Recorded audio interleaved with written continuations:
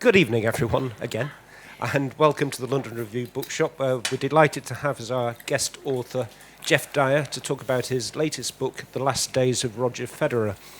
Geoff's going to be in conversation with poet, critic and professor of English at UCL, Mark Ford. They'll talk for 40 to 45 minutes, after which there will be time for questions from you, the audience, but we'll also be taking questions from the rest of the universe where people are watching online. On practical matters, I need to point out your fire escapes, which are the doors there, and the one you probably came in through at the back.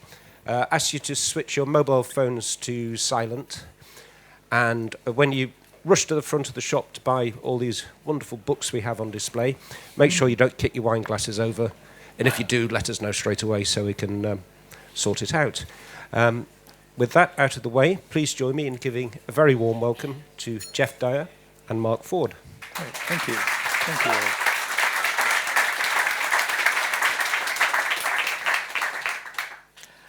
you. It's great to be here talking to Geoff, who is, according to Zadie Smith, a national treasure.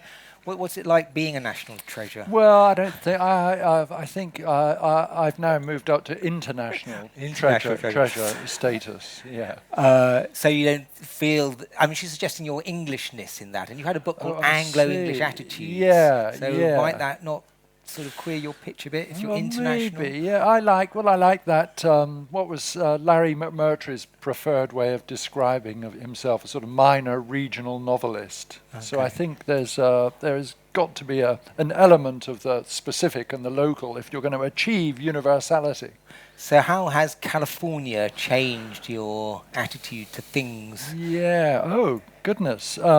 Well, when I was living here in London, I just longed to live in California, and I would say to my wife that my whole life was a waste because I was here, not in California, where it was my destiny to be. So we've ended up in California, and time flies. God, we've been there 7 years now, and I realize when I was living here, California was fulfilling that function it always has, which is the idyllic ultimate elsewhere, the ultimate promise. And of course, once you end up in California, in a sense, California, the idea ceases to exist. So it's just become the place where I live.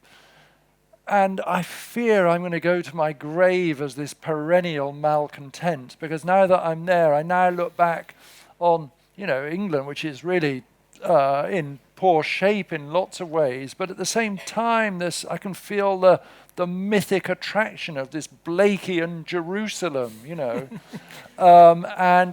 we're going to move back to England in 3 years, and we've got a lawyer dealing with various things, and they said, what you must not do, because I've got so much experience of this, they said you must not make sure you have American citizenship, because apparently it's very common for people to come back to England, to this Blakean Jerusalem, and then that they find that the reality is, shall we say, often at variance with that. So I don't know. God, here am I, 64 years old and still just drifting. Well, drifting. The book's got lots of drift in it, but it's also got more of a structure, or quite a sort of deliberately foregrounded structure, perhaps more so than your previous books, most of which I've read, with these 3 parts with 60 segments in each part. It looks a bit like Dante, but it's got 3 parts. We'll certainly be quoting that on the paperback, Mark. That's the main similarity with Dante.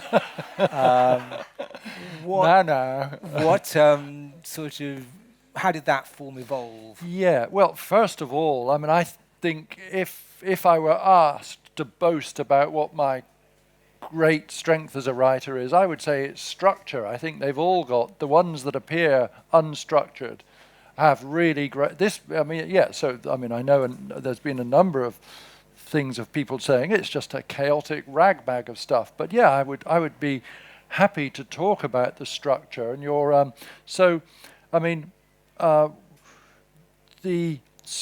one of the central, as I'm sure you've sort of heard, it's that Roger Federer barely gets a mention, and probably the single most important figure in the book is probably Nietzsche, I think. There's probably more space devoted to him than anybody else. And I discussed that idea of the eternal recurrence. And as I wanted to, as the material mounted up, I wanted to find some kind of structure that was appropriate to what I was discussing. And I started to think in terms of these loops.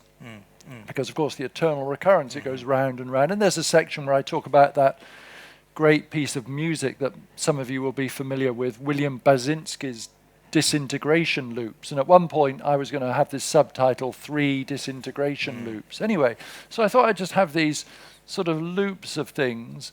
And then I thought, it's good to have sections of, if each loop is 60, because I like, 60, it's a unit of measurement. It's either 60 seconds in a minute, 60 minutes in an hour, this kind of thing. So what happens is that there is a sort of narrative, there's a progression, but at the same time things are often left suspended and things will be introduced and you think, God, why on earth is he talking about Gideon Welch here, for example?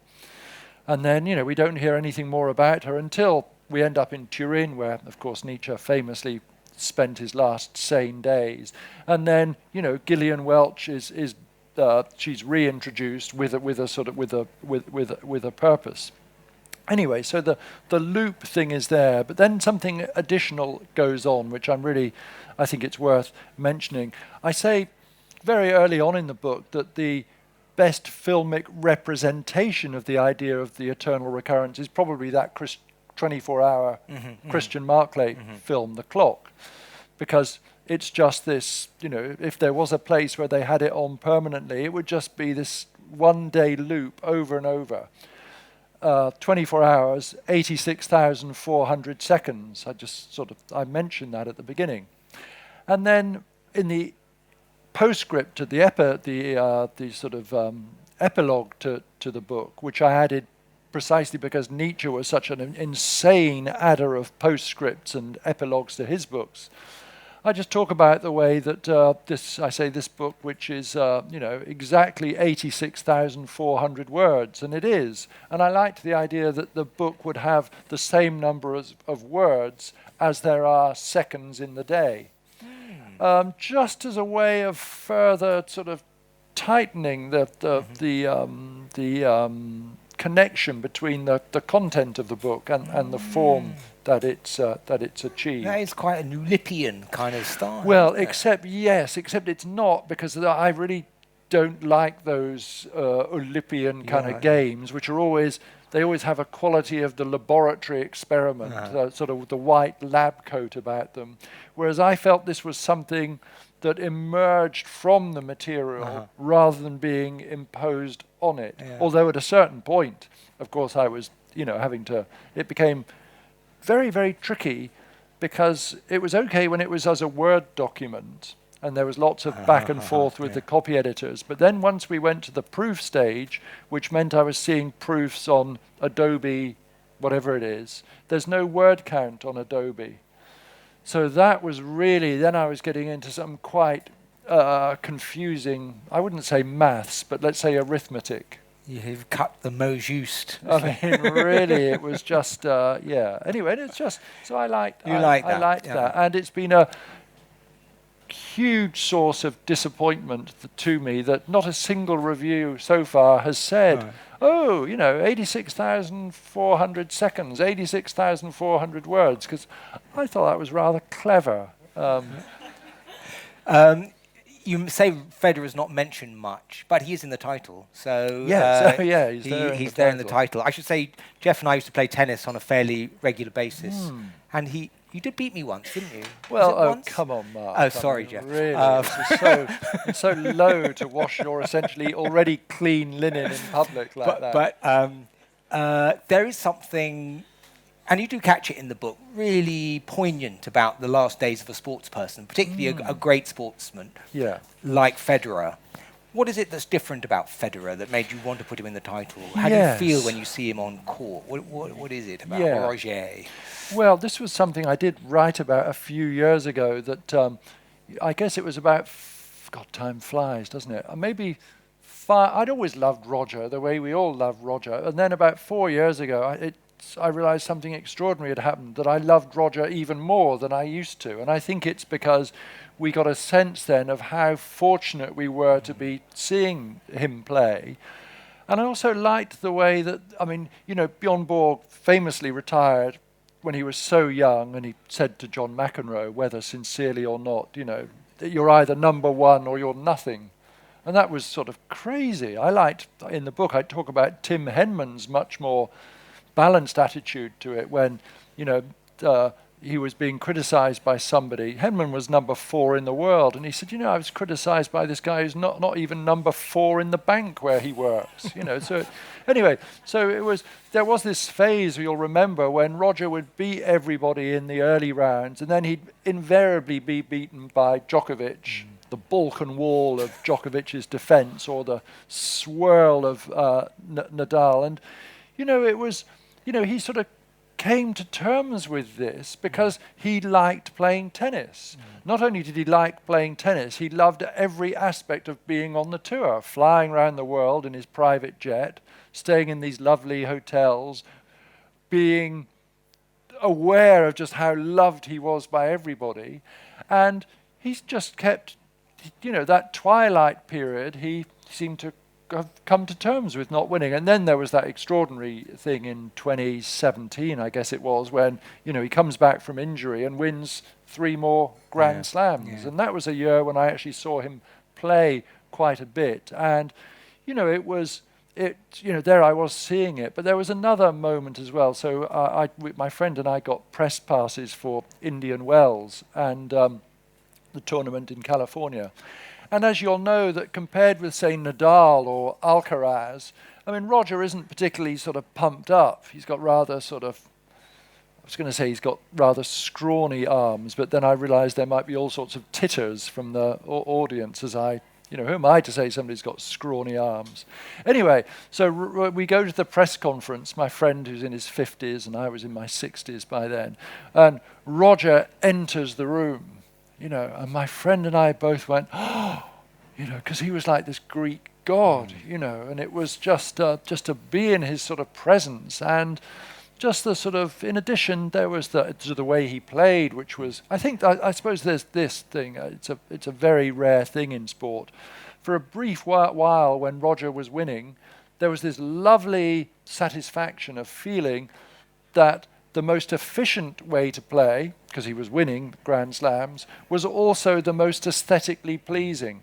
And so often those two things are at odds, and it's lovely when, for a little while, they're not. I mean, if we think of, do you remember when Kevin Keegan was managing Newcastle?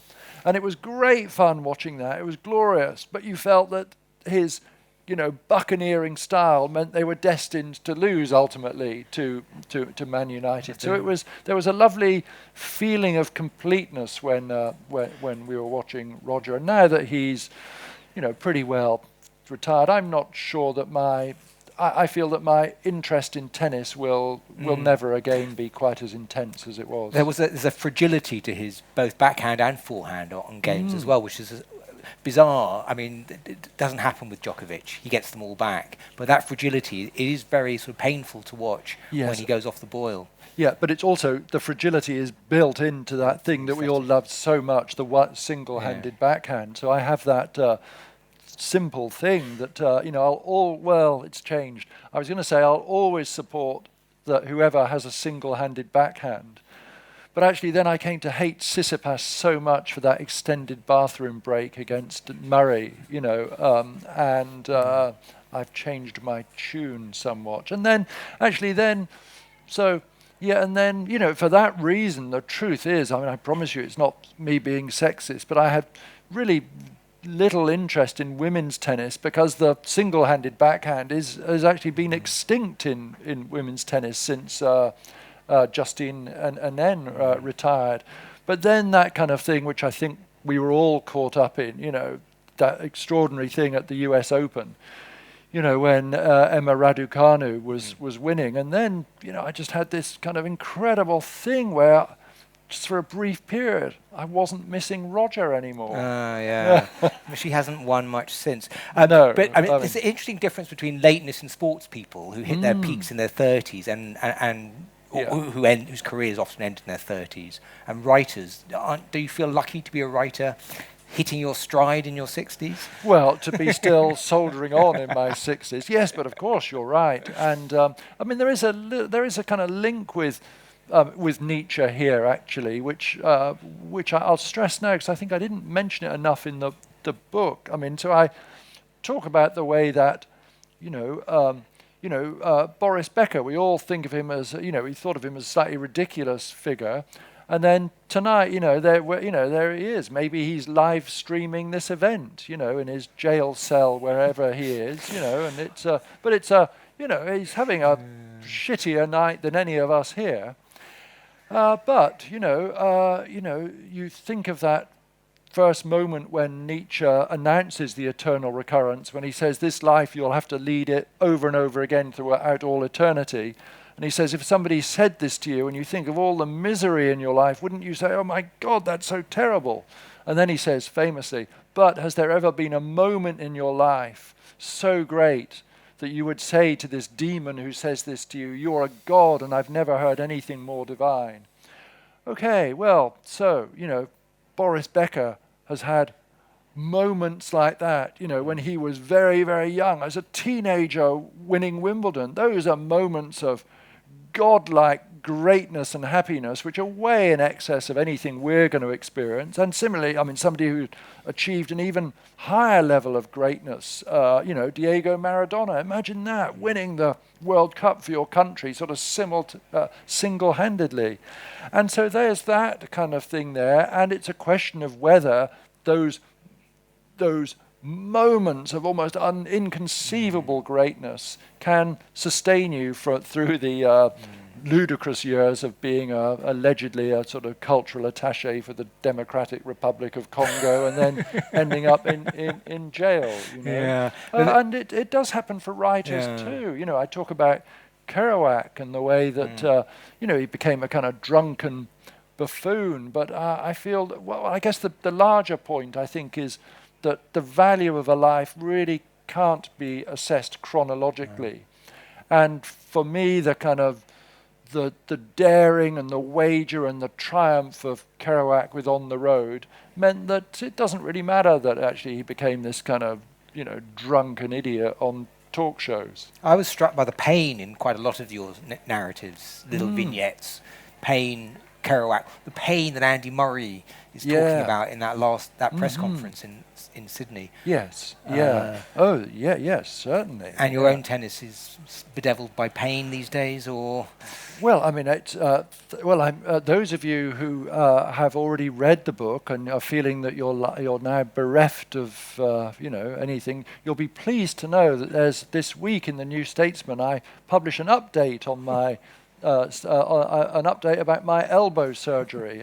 I sent Mark this X-rated photograph of my elbow just after surgery. Anyway, so there's lots of this going on. But that is the thing of why did you get interested in lateness? I mean, was it your own kind of increasing years, or was it that you literally found late Wagner, late Turner, late Nietzsche as somehow embodying something that you were connecting with more than you had before? Well, I would make a distinction, Mark, between lateness and lastness. So, a lot of work has been done on late style, and the starting point typically is the Adorno essay, whatever it's called, style in late style in Beethoven, which then Said sort of picks up on. And in Beethoven's case, his last works are his late and last are synonymous, But then we can think of people whose last works come in the sort of middle phase of what, that comes early on. I mean, I talk about Coltrane or Gary Winogrand. They die suddenly, but they're clearly not at a late phase in their work. It's just chopped off. And then, we can think of lots of examples of writers whose last book is also their first book. So lastness is, it sometimes coincides with late, but it's not always. And I was interested in these things of lastness, which overlaps with lateness, because of course certain things, it's also, I'm also talking about one's, not just people's active producing careers, but one's appreciation of things as one ages. So, so for me, I got seriously into listening to Beethoven's late quartets, at this late stage in my life. But other things, I've been surprised by the way that my ability to appreciate them, I think, has actually diminished with age. Yeah.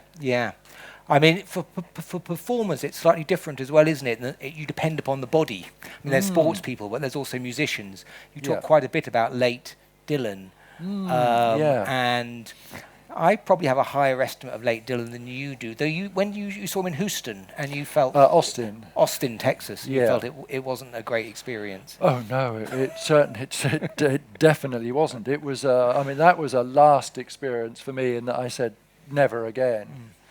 And, well, it's this strange thing with Dylan, isn't it? His, nobody is greater, it's we agreed there. Yeah, it's just extraordinary.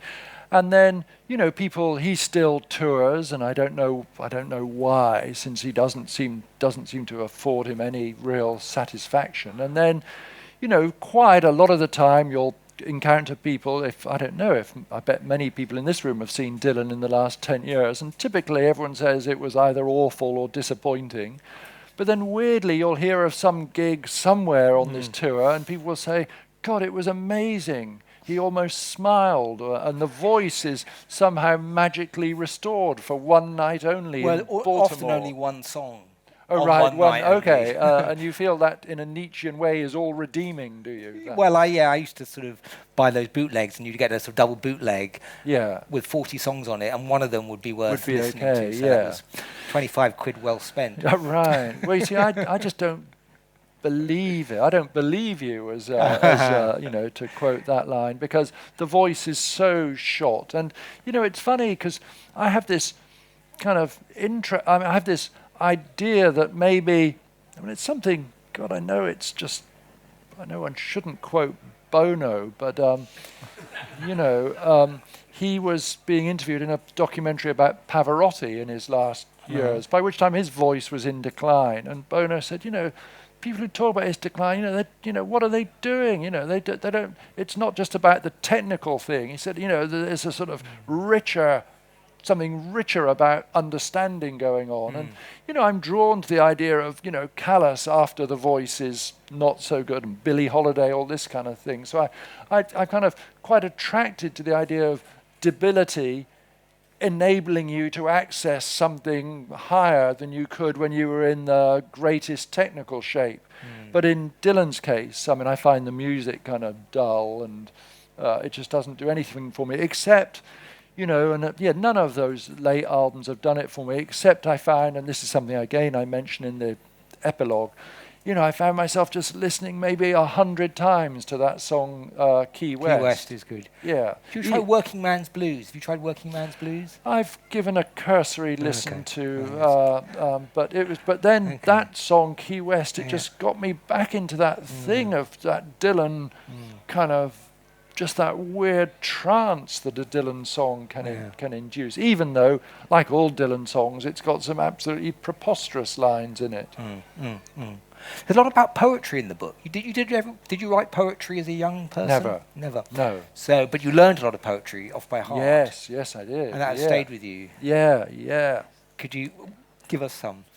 Well, I could, but, this is my gig. I'm not going to waste my time quoting Tennyson or Wordsworth, but I could. So those are the people, Tennyson, Wordsworth, all of them, Larkin. Shakespeare, You mentioned late Larkin. Late Larkin is a slightly problematic case, isn't he? Well, in that there isn't much. There's Love Again, wanking at 3:10, and which his girlfriend thought was a misprint for waking at 10. Yeah. Well, there's lots of that. They tuck you up, your mum and dad. But yeah, it's not so much. Late Larkin is an example of somebody who's just, I quote that lovely line of Carol Ann Duffy, that wonderful poem about Auden, when she says, "When the words have gone away, there's nothing left to say." But of course, many people find a way of keeping saying it, whereas Larkin just gave up and just concentrated on it's like sending smutty letters to Kingsley Amis and drinking, and thinking in a state of ever-increasing terror of dying. And then one great, amazing poem comes out of that. Yeah, Obard. And then I do find the letters screamingly funny. Yeah. But it's, I think, for whatever reason, Larkin, for loads of reasons, just isn't able to write poems at all. And it also coincides with the other thing. Larkin's ability to appreciate things shrinks so radically, doesn't it? Yeah. You were going to read something for us. Oh, well, Could you do that now? Yes, but I worry this might bring things to a premature close. I will do some close reading afterwards. Okay. Well, let's read this passage because it's short and I think it's to the point. And I hope that this will have an impact on your own live performances, Mark. That what page are we on? 102. Okay. At any poetry reading, however enjoyable, the words we most look forward to hearing are always the same. I'll read 2 more poems.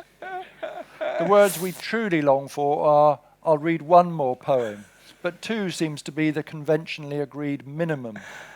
It's lovely hearing this.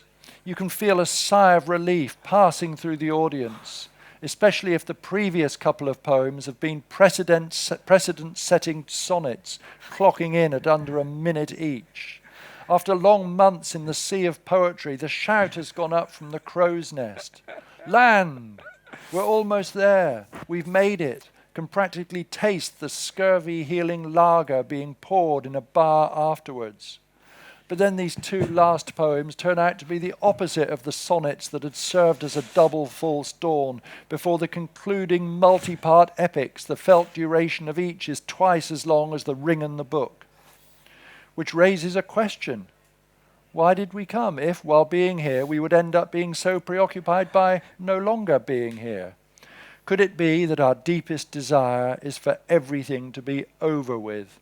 We want encores, value for money, bang for our buck, but however vigorously we've been clapping and clamouring for more, there is invariably a sense of relief when it becomes clear that the band, despite our collective imploring, are not coming back, that the house lights have flicked on, bringing the last residue of applause to an immediate, slightly impolite halt, and that we can apply ourselves single-mindedly to getting a good place in the stampede for the exits.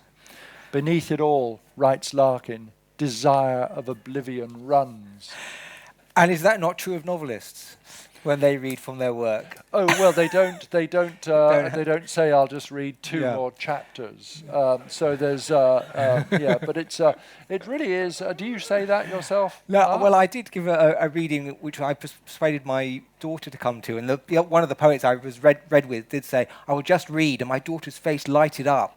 3 more poems, she said, and then her face fell. Yes, I saw despair as she kind of hunkered down for another 10 minutes. So, yes, absolutely, the end. But even at a great jazz concert, do you not look forward to the end? Yes, of course, and it's same with books, isn't it? You're reading a whopping great Dickens book. You say, "Oh, this is so great! I never want it to end." And then you look to see.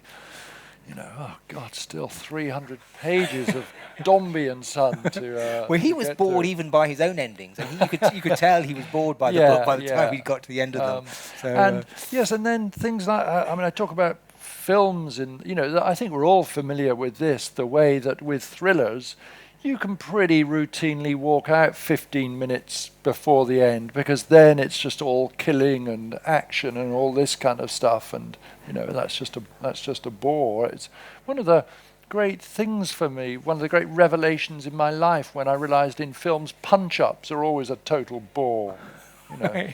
I was touched through this book though by your willingness to embrace new things that you hadn't seen. In a way, I felt you're someone who's always open to films like Colonel Blimp, which oddly you hadn't seen, and then you saw it and you were knocked out by it. And we do end up a little bit sort of in a shell, don't we, as we get older in terms of our artistic taste? But you're trying to buck that trend. Well, I mean, obviously it's this. Yeah, I mean, it was just. It would have been. It was. I mean, probably the only person in the room who hadn't seen Colonel Blimp, and thank God I did see it, because I realised that I'd been walking around for all these years feeling like a complete person, but I wasn't, because I had this huge blimp-shaped hole in me, and it had an overwhelming impact on me. And I think there's two things going on here. One, I mean, I used to spend so much time and was so happy just reading new books, because I was reviewing a lot of stuff. So it was always, the excitement of the just published or the just about to be published. And then I got less interested in writing reviews for all sorts of reasons, partly because I realized I wanted to not be so addicted to the new, and I wanted to go back and read Edith Wharton, let's say, who I hadn't read, and and of course that was absolutely wonderful. So I broke my addiction to the new. But I think there's that. But then there's also a really important thing, which is much more difficult to achieve as you get older, but it's absolutely essential.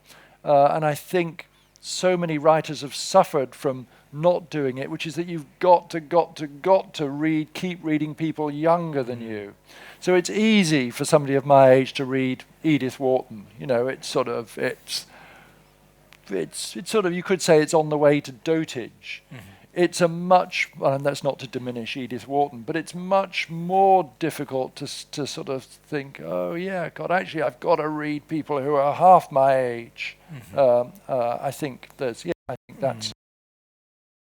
It's funny, I've got this head of department where I teach at USC, and he's the opposite of Philip Larkin. He's so fully engaged with everything, and he's sort of he's a Dylan nut. He really is forever young, and his for everything it keeps him really, really youthful.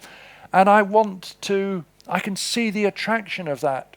I mean, I can see how important it is to live like that. But being English, of course, I can feel this huge municipal gravity of the other, Larkin, sort of, Well, Lawrence kicks against that, though, doesn't he? I mean, he denies. On his deathbed, he says he's got a little problem with his lungs, doesn't he? Yeah, but bear in mind, Lawrence is only, he's on his deathbed at the age of 44, which is coincidentally, if I've remembered it, that's also the age at which, pretty much Nietzsche goes nuts. Nietzsche then, as you all know, lives on for another 10 years being taken care of by his sister, who he loathed so much.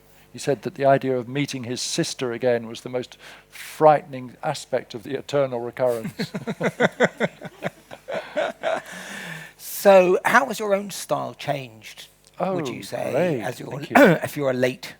If you think of yourself as not late, but certainly not last, but kind of moving into a more mature phase? Yeah, that's a nice question.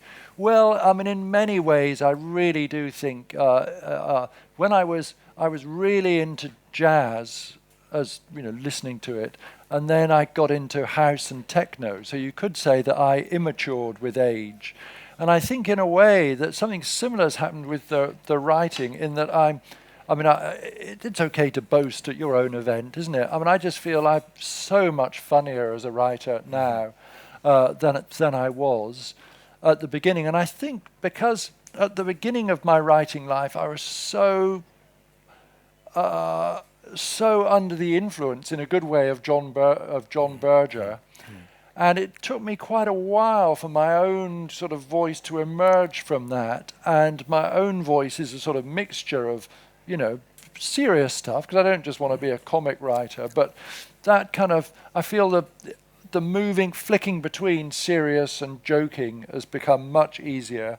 And then I think that the hallmark of my own late style is the almost complete obliteration of the distinction between serious and funny.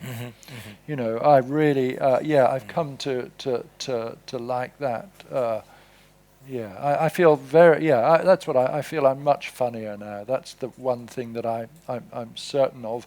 And then there's the downside to it, that I feel that, and this is all one is really doing, is just surfing the actuarial wave. So I think when I was younger, I was a much more lyrical writer. I think there's lots of lyricism in But Beautiful and The Colour of Memory. And of course, that's pretty well, that tap is running dry. But how could it not? I mean, it's how many poets or writers remain kind of lyrical in their 60s? And your late style at tennis, is that? Oh, that's just that's just a complete dog's dinner of style. Yeah. You never took coaching, did you? You never had a. No, I just didn't. I mean, partly. Geoff has a backhand which is like no others. It's it's not a thing of beauty, and it was partly out of just It's partly out of just being so tight with money, but also what I really like, Mark, as you know, I like just playing with my friends, and I love doing that, and I just never really liked. I've had some lessons, but I just never liked it really. I never had the discipline for that. Whereas the lovely thing about writing, I mean, so with tennis you have to do these drills and stuff, and whereas writing you you're learning it as you're doing it. So it's But you teach writing now, don't you? So yes, but like a typically boring mid-60s person, all I teach them writing, it just means I'm sort of saying, it's just all about reading. It's just because of course it's just incredible how reading and getting them to doing this thing which is just so horrendous to them. It just getting them to memorize, to learn poetry off by heart, which then they actually, it turns out, they really love doing, even though they can't see any reason why you would, given that you can get it all on your phone. That is about 40 minutes, I just noticed. Got it. So it does go fast, talking to Geoff. Let's have some questions from the floor or from the ether. Floor first, because I haven't anything from the ether. Okay. Oh dear, what's wrong with Not the yet. ether today? Hi, I was interested with your experience now working in America and working with American students, how you define young American writing styles. So if there's anything that you're picking up on that you feel is kind of significantly different from what's going on here or significantly interesting. Yeah, perhaps I wouldn't really, except that I guess what I was particularly conscious of, maybe 5 years ago, so maybe it's subsided, is that the real influence of Thomas Bernhard as a comic writer, really, and there's so many books where you can really feel that Bernhardian thing, I noticed. And I guess the other thing, which maybe I don't know about its relationship to how it's different to Britain, but this kind of thing which I've been doing for a while, these genre-defying things. Now this kind of everybody wants to do these hybrid books, and whenever I teach my classes, and any of the students ever say to me, because she teaches at the same place, is Maggie Nelson was saying, and it's all just Maggie this, Maggie that. So they like this idea of that kind of essayistic writing, and I feel that now that kind of thing of this hybrid stuff, there is a kind of formula for it. It's not quite got to the point where the software is available for free download. But there's a lot of that about, and I'm struck by the way that how often I'm kind of, I'll read something about a book that's a hybrid one of the whatever, and it seems a bit formulaic, and also it's just, it's often kind of earnest. And there's a lot of earnestness now, and Nietzsche is so full of great things, but did he ever say anything greater than his observation when he says earnestness, the sure sign of a slow mind? I mean, that is, So, thank you for kicking things off like that.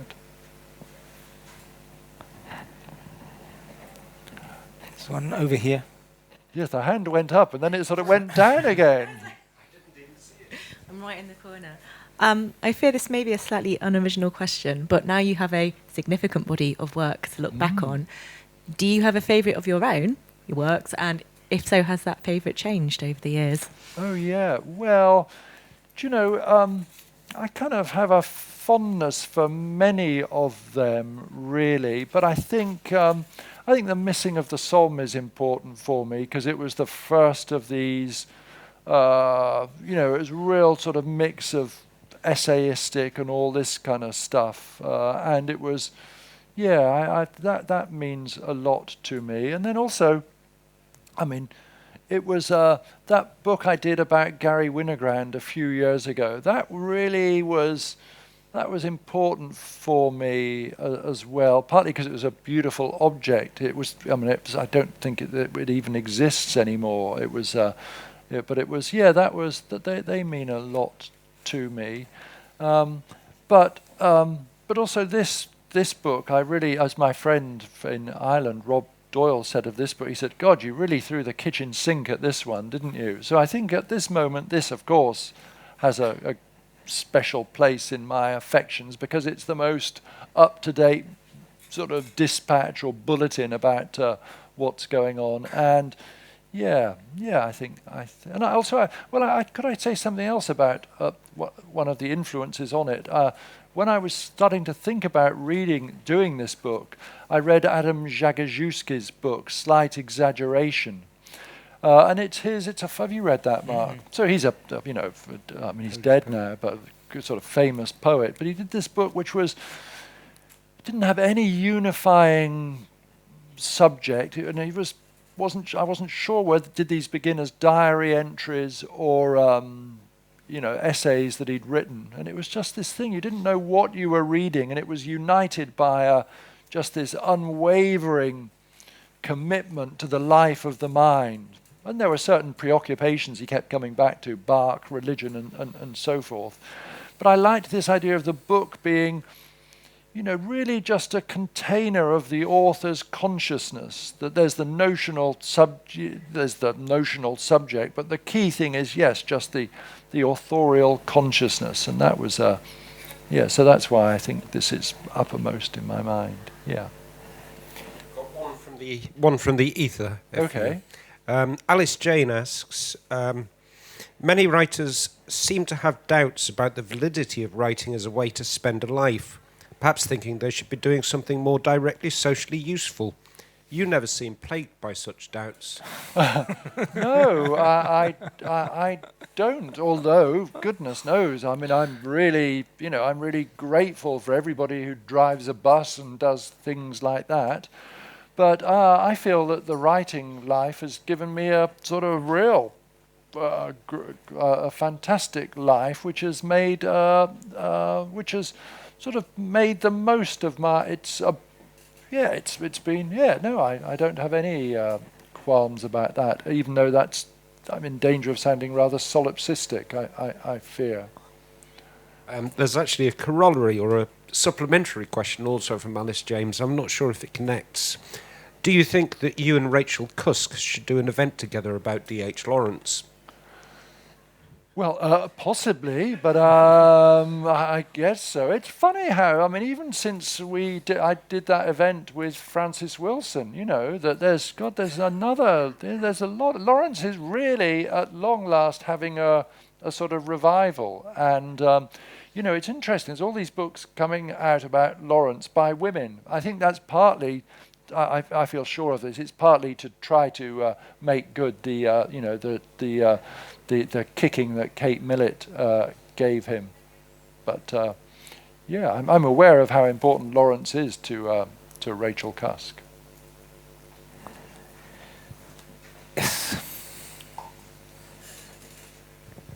You were talking earlier about reading and writers younger than you, and you just mentioned Rob Doyle, and I'm wondering who else you're reading who's half your age. Oh, of course, my mind has now gone completely blank. Well, I don't know if she's half my age, but I'm just about to read the new Ottessa Mossvegh, who I think is amazing, actually, and I think she's so...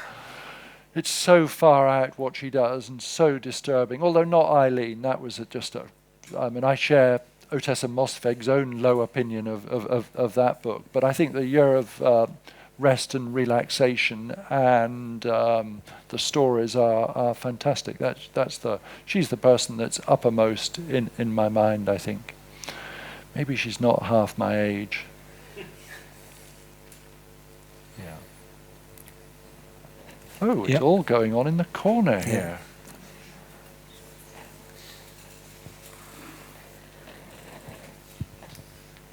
You mentioned Basinski's disintegration loops. Yeah. And I'd just be really interested to hear how they affected you, or what you thought of the whole concept, and more specifically how, if the same sort of thing you think is possible in literature, maybe in poetry, or whether this is something that music can do that literature can't really. Well, I guess I should just say, because I guess it's not such a well-known piece of music. So there's this, so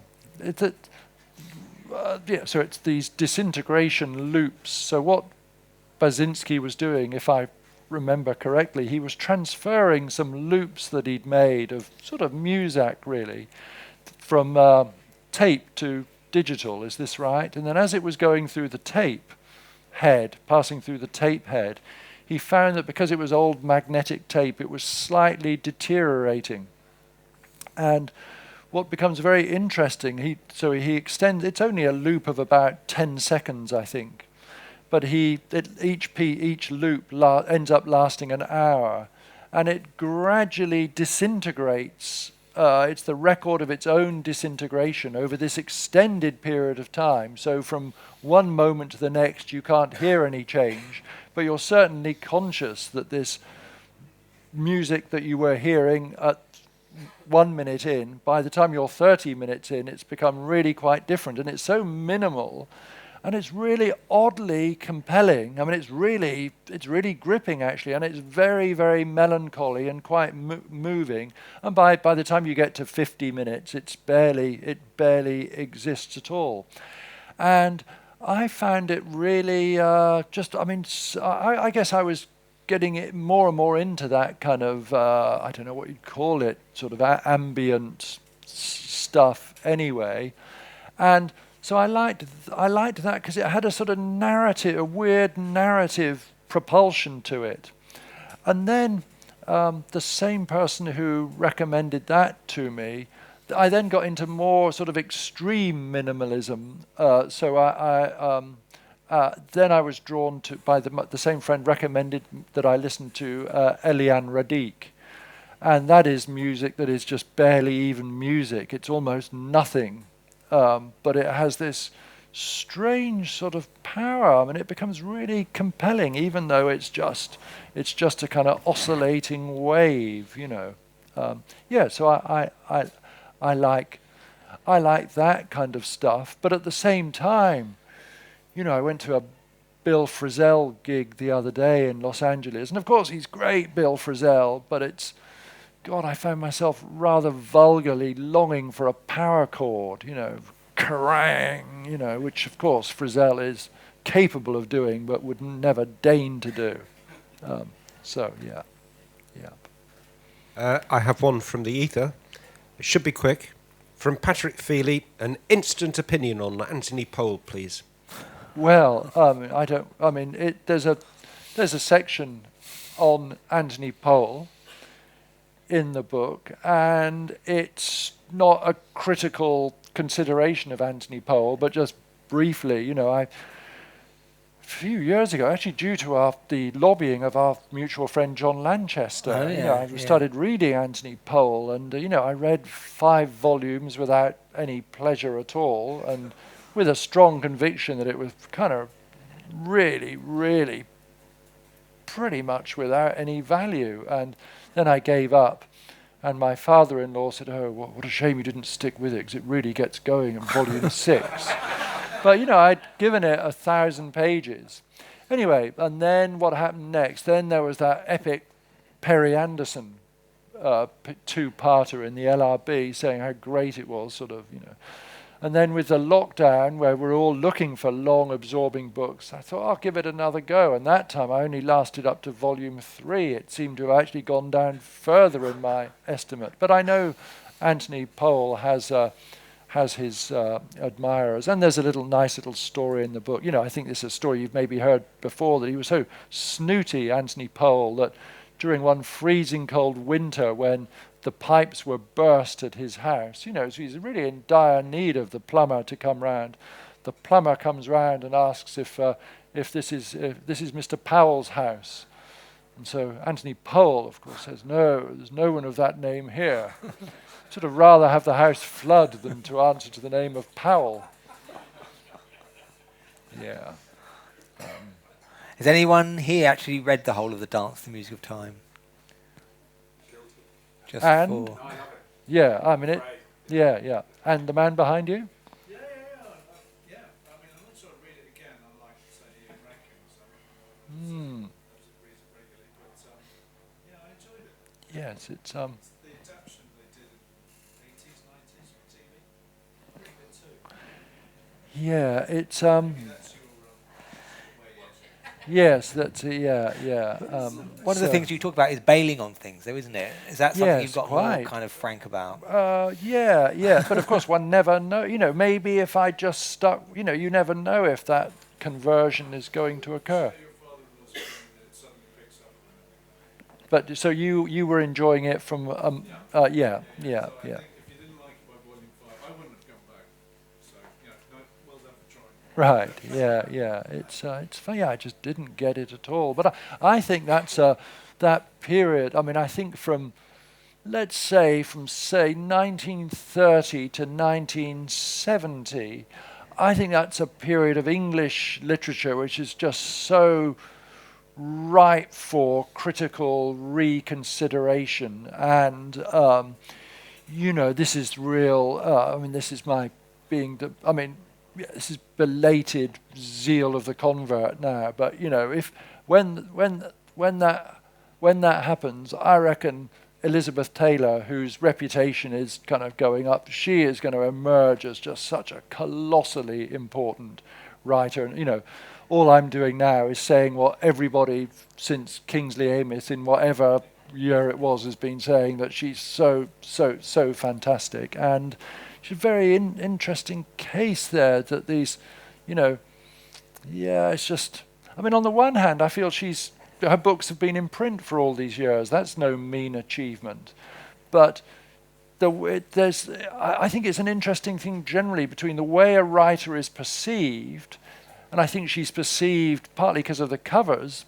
We've probably got the one here, you know, as, I don't know, nice middle-brow lady novelist, you know, and you know, it's you know, and then you read her and you realize, oh my God, she is just far out and wonderful and so great. So that's. I think there's a lot of, there's a big task of critical re-evaluation. Can I just sort of follow up on that, because I think Yeah. there's something you were talking about, you know, last and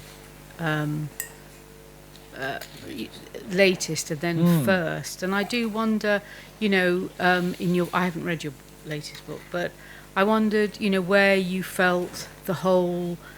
You mentioned Elizabeth Taylor, who I do think is a most fantastic writer, but a lot of women don't get that overview. You know, it's not last or latest, and you know, they're greatly overlooked. And I just wondered, you know, often first comes very late in their lives, and they've been going a long time, and where you stood in relation to that. I'm so sorry, I don't quite understand the question. Well, it was just that sort of positioning yourself in terms of the way that you think about, you know, whether you make any specifics about, you know, men who we know of their careers and their contribution, whereas we tend to come to women much later. And so it's that first thing. You know, I think women get very overlooked. Yeah, well, I guess the classic example of that, and I mention her a bit and discuss her a bit in the book, would be Jean Rhys, you know, and I think those first 4 novels that came out in the 30s, they were so both ahead of their time and so not dependent on what had gone before, that it was difficult to sort of process them. And then, of course, you know, famously she gets, you know, well, everyone, I mean, it's assumed that she's dead, really, when they do that radio adaptation of whichever one it was, after leaving Mr. Mackenzie, and then it turns out she's alive and she's still writing, and then eventually she gets this belated acclaim on the basis of Wide Sargasso Sea. I mean, she's an extreme example of that, I think. And there's I mean, something similar is happening in America with Eve Babbitt, I guess, who sort of completely disappeared and then has been sort of rehabilitated somewhat. Yeah.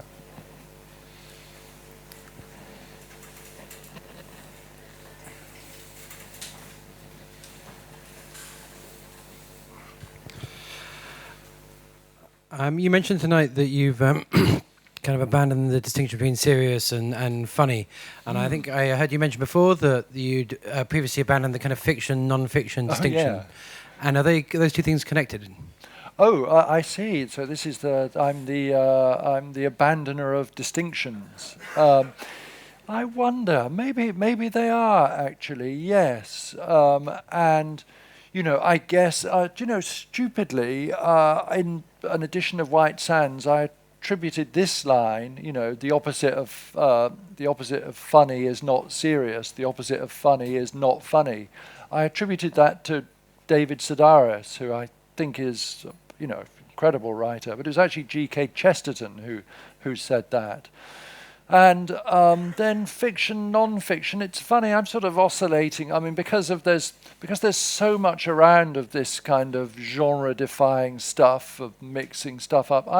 I'm sort of perversely coming back round to sort of thinking, well, two things. One, I really like nothing more in my reading now than just being immersed in a sort of proper old-style narrative for a novel. Partly because I had this huge experience of, one of the greatest experiences of my life, reading, Lonesome Dove by Larry McMurtry. Wow, what a book that is.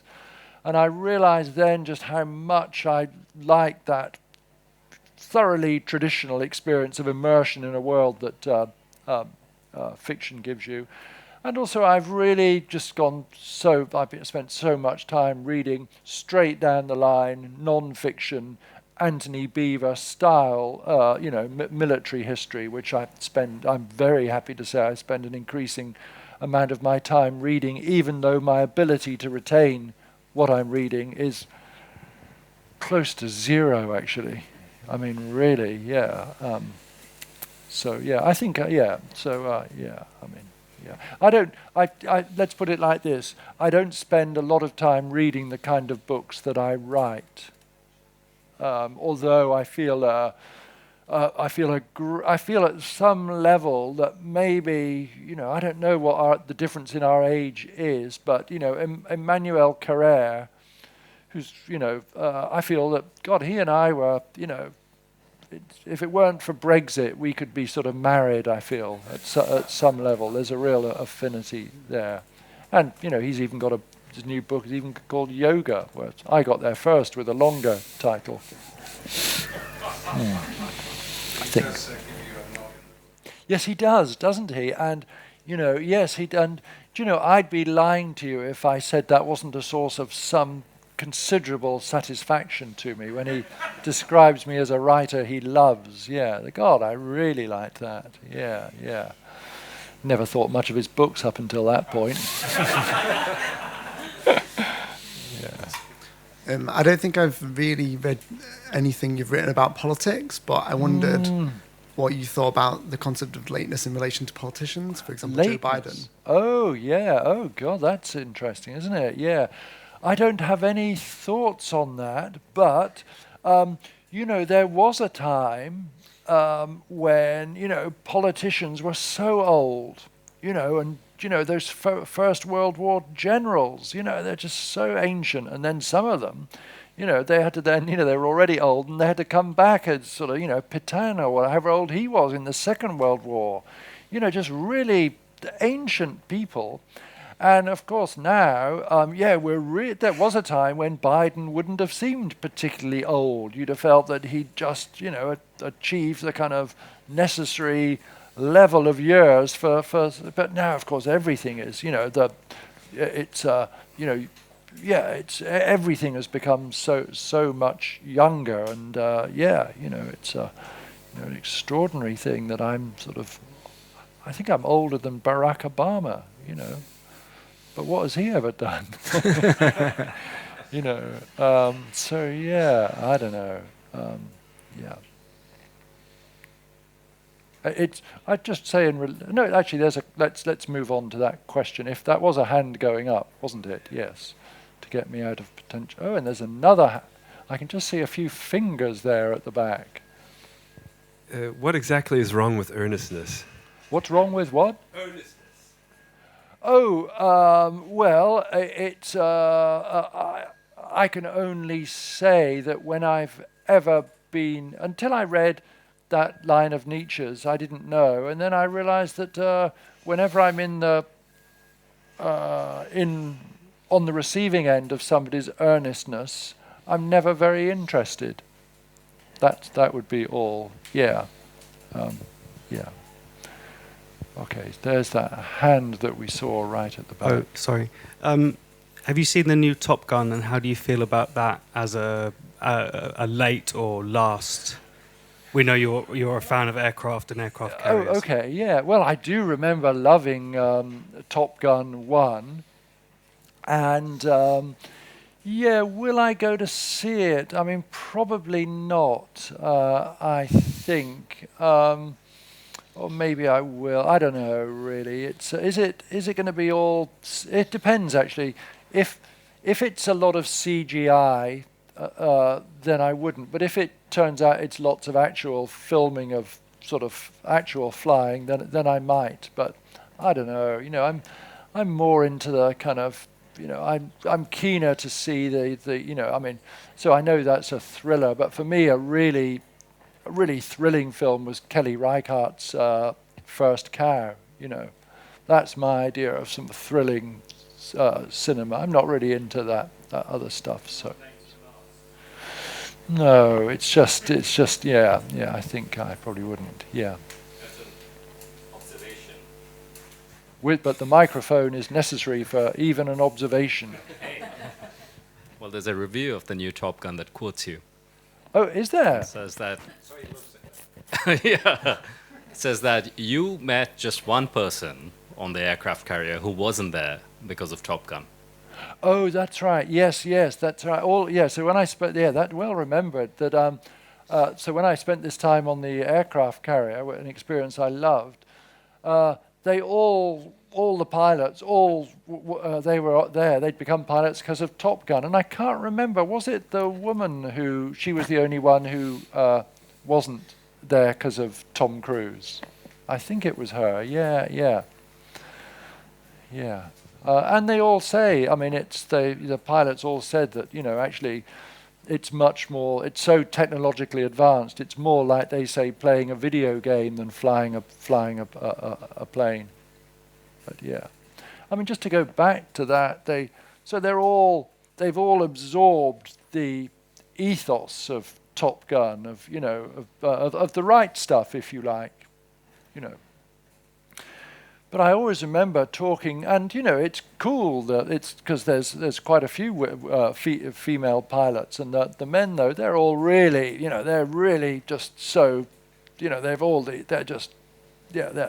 Top Gun kind of guys, And one of them was saying that it's so, even with all the technological help, he said landing on a carrier when it's daylight and it's flat as a pancake, that's pretty straightforward. But he said at night, when it's pitching up and down like that, he said sometimes he would land, and